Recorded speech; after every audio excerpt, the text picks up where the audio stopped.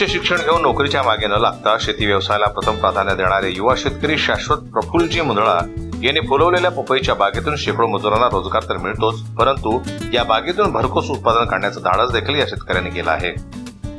फळशेतीतून विक्रमी उत्पन्न घेण्याकरिता उच्च शिक्षणाची जोड आणि पिकांना देण्यात येणारं खत आहे, पिकाचं नियोजन आहे, हे जर वेळोवेळी झालं तर फळशेतीतून विक्रमी उत्पन्न मिळू शकते। या बाबतीत आपण आज शाश्वत प्रफुल्लजी मुंदडा यांच्याकडून पपई संगोपनाविषयी आणि पपईपासून मिळणाऱ्या उत्पादनाविषयी जाणून घेऊया। ये हमारा 29 एकड़ का प्लॉट है। पपई ताइवान 780 वैरायटी है। हम लोग ने ये रोप गुजरात के गंगोत्री नर्सरी से लाया है। ये जात ताइवान की है, लेकिन थोड़ा सा वायरस इसमें कम आता है। और ये हमारा लागवन 21 अप्रैल से 28 अप्रैल 2024 को हुआ था, और जो फर्स्ट हार्वेस्ट है वो 2 दिसंबर के दिन आया था, लगभग 7 महीने में। पपई ऐसा पीक है जिसमें अपन जब लागवन करते हैं, जैसे ट्रांसप्लांट के लगभग 2.5 से 3 महीने के बीच में फ्लावरिंग स्टार्ट होती है। तो हम लोग अप्रैल के शुरू में इसलिए लगाते हैं ताकि वो फ्लावरिंग 15 जून 20 जून से चालू हो, और टेम्परेचर अच्छा हो जाता है तो सेटिंग भी मिल जाती है। अगर आप पहले लगाएंगे समर में से फ्लावरिंग आएगी तो उसमें सेटिंग नहीं हो पाएगी। और पपई में ईल्ड लेने का सबसे एक जो महत्वपूर्ण चीज़ है वो है कि आपकी सेटिंग नीचे से बुड़ में से चाहिए। आप पपई का पेड़ देखेंगे, बुड़ में जाड़ा होता है, फिर धीरे धीरे पतला होता है। जितने जाड़े लकड़े पे आपका माल लगेगा उतना ही उसका बैलेंस भी अच्छा रहेगा पेड़ का, और उतना उसका फिनिशिंग साइज अच्छी आएगी फ्रूट की। तो नीचे से लेने के लिए अपने को स्टार्टिंग में नाइट्रोजन बहुत कम रखना पड़ता है, और जो कोशिश करना होता है जो शुरू की भी फ्लावरिंग है वो सेट हो जाए। तो उसके लिए अपने को टाइमिंग का चूज़ करना बहुत ज़रूरी है। तो उस कारण हम 25 मार्च से 15 अप्रैल का टाइमिंग प्रेफर करते हैं। पिछले साल हमारा थोड़ा लेट हो गया था कुछ कारण से, बट जो आइडियल टाइमिंग है वो 25 मार्च से 15 अप्रैल।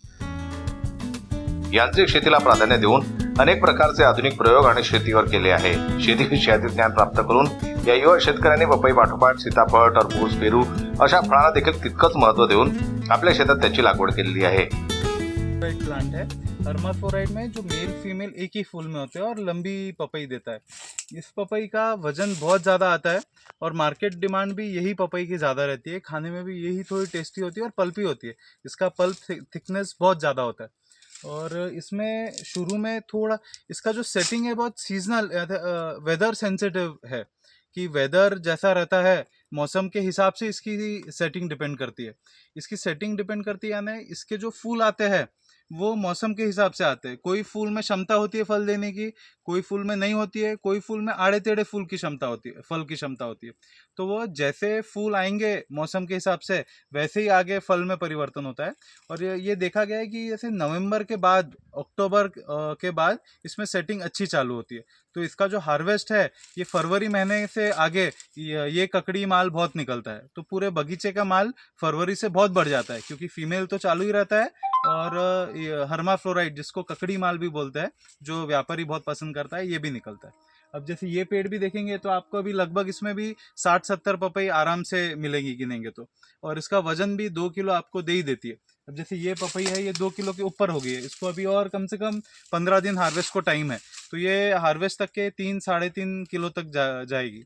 तो ऐसे एवरेज 2 किलो आ जाता है। तो अभी भी ये पेड़ में 1 क्विंटल माल देने की क्षमता है। अभी इसके बाद भी, अभी जो दिया है वो तो अलग है, इसके बाद भी 1 क्विंटल दे सकता है। मशागतीचं योग्य नियोजन व नवनवीन कल्पकतेच्या जोरावर शेती व्यवसायातून देखील भरघोस उत्पादन मिळत असल्यानं युवा शेतकरी शाश्वत प्रफुल्लजी मुंदडा यांच्याशी चर्चा करताना दिसून आलं। सर, इसमें हम लोग का पपई में आने का कारण ये है कि हम लोग को लेबर का शॉर्टेज जा रही थी, और पपई में अपने को लेबर नहीं लगता है। व्यापारी खुद ही लेबर लाता है, खुद ही कटिंग करता है और खुद ही ले जाता है। अपने को सिर्फ कांटे पे जाना है, काटा करके हिसाब करना है।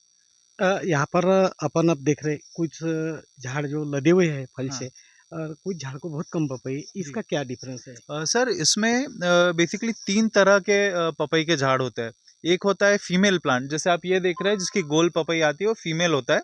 उसके अगर आप फूल देखेंगे तो उसमें एक बीच में एक ओवरी होती है, एक पपई लगी होती है, और साइड में 4 से 5 पंखुड़ियाँ होती है। और एक होता है मेल प्लांट। मेल प्लांट में सिर्फ ऐसे छोटे छोटे मोगरे जैसे बहुत सारे फूल आते हैं, उसमें पपई नहीं लग पाती। और तीसरा होता है हर्माफ्लोराइड प्लांट। तो आप जितने हाइब्रिड वैरायटी लेंगे उसमें मेल प्लांट होता ही नहीं है, उसमें हर्माफ्लोराइड होता है और फीमेल होता है। हर्माफ्लोराइड वो प्लांट है जिसमें मेल भी है और फीमेल भी। और हर्माफ्लोराइड जरूरी इसलिए है क्योंकि वो पॉलिनेशन के लिए पोलन बगीचे को वही देता है। तो एक है अपने बगीचे में फीमेल प्लांट और एक है हर्माफ्लोराइड। फीमेल की गोल पपई है, उसका फूल देखेंगे तो बीच में ओवरी है, छोटी पपई दिखती है और साइड में पंखुड़िया है। और हर्माफ्लोराइड अगर देखेंगे तो उसमें 4-5 तरह के फूल आते हैं।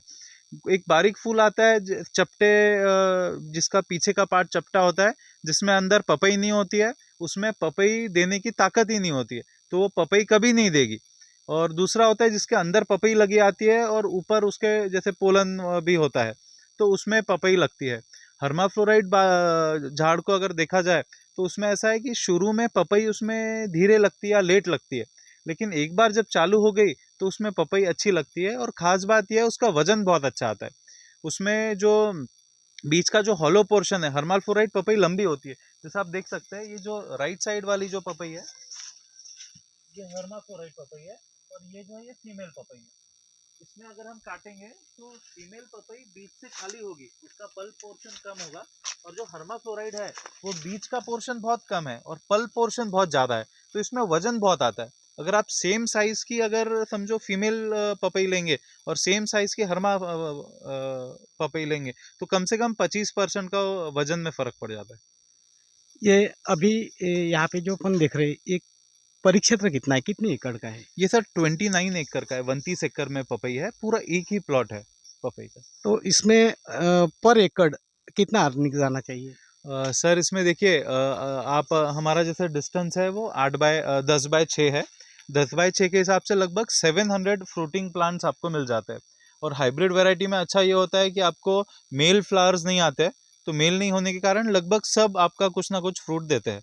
तो 700 प्लांट जब है फ्रूटिंग के, और आपको समझो एक प्लांट में अगर 70 किलो पपई लाना है तो आपको हार्डली 40 से 45 पपई लगती है, जो कि बहुत ईजी है, यानी बहुत काफ़ी चांसेस है आने के। अगर सब आप प्रैक्टिसेस अच्छी रखेंगे तो 40-50 पपई आपका एक पेड़ पे एवरेज में आ ही जाना चाहिए। तो 70 kg पर प्लांट के हिसाब से 700 झाड़ का 50 टन इसका एक टनेज है। तो मैं ऐसा नहीं बोलूँगा कि जो भी पपई लगाएगा उसको 50 टन आ जाएगा, ऐसा भी नहीं है। आपको बहुत मेहनत करना है, सब चीज़ें टाइम पे करनी है। ये पानी को बहुत ज़्यादा सेंसिटिव है, थोड़ा भी पानी रुका तो इसको नहीं चलता है। ये इसे होल एंड पोल क्रॉप बोलते हैं। इसको आज का खाना आज ही चाहिए। अगर आज उसकी जो भूख है उसको आप उतना फर्टिगेशन नहीं कर पाए तो आपका वो चांस गया वो साइज़ लेने का, क्योंकि इसमें स्टोरेज कहीं नहीं है। इसमें जो वो उठा रहा है वो फलों को दे रहा है उसी दिन के लिए। तो ये सब चीज़ों का बहुत ख्याल रखना है, लेकिन अगर आप सब कुछ अच्छे से करते हैं तो आपको 50 टन यील्ड आता है। और मुझे ऐसा, मेरे ख्याल में और दूसरा कोई भी ऐसा क्रॉप नहीं है जिसका इतना हाई टनेज है 50 टन का। और बेस्ट पार्ट है कि आपको एक बार सब फ्रूट्स ला देना है और फिर व्यापारी खुद आता है ले जाता है। ऐसे अभी 19 रुपये जगह से रेट चालू, जो हमने लास्ट कटिंग दी उसमें 19 रुपये रेट गया हमारा। तो और जब चालू किया था तब 10 रुपये से किया था। तो अगर आपको एवरेज में 10 रुपये भी रेट मिलता है पूरे साल भर का, तो भी आपका वो 5 लाख रुपए एकड़ का आप इससे जैसे ला सकते हैं। और उसमें से लाइक अगर आप सब कुछ करो तो जैसे हमको लगभग 1.25 से 2 लाख रुपए पर एकड़ का खर्चा हो जाता है, क्योंकि हम गोबर खाद बहुत डालते हैं, 6 से 7 ट्रॉली गोबर खाद डालते हैं। और बेसल डोज बिल्कुल नहीं डालते, पूरा वाटर सोल्युबल वापरते हैं और सब शेड्यूल्ड टाइम पे होता है इस पर। उच्च शिक्षण घेऊन नोकरीच्या मागे न लागता शेती व्यवसायाला प्रथम प्राधान्य देणारे युवा शेतकरी शाश्वत प्रफुल्लजी मुंदळा यांनी फुलवलेल्या पपईच्या बागेतून शेकडो मजुरांना रोजगार तर मिळतोच, परंतु या बागेतून भरघोस उत्पादन काढण्याचं धाडस देखील या शेतकऱ्यांनी केलं आहे। जन्मत लाईव्हसाठी सोमेश्वर शहाणे यांची रिपोर्ट मोर्शीहून।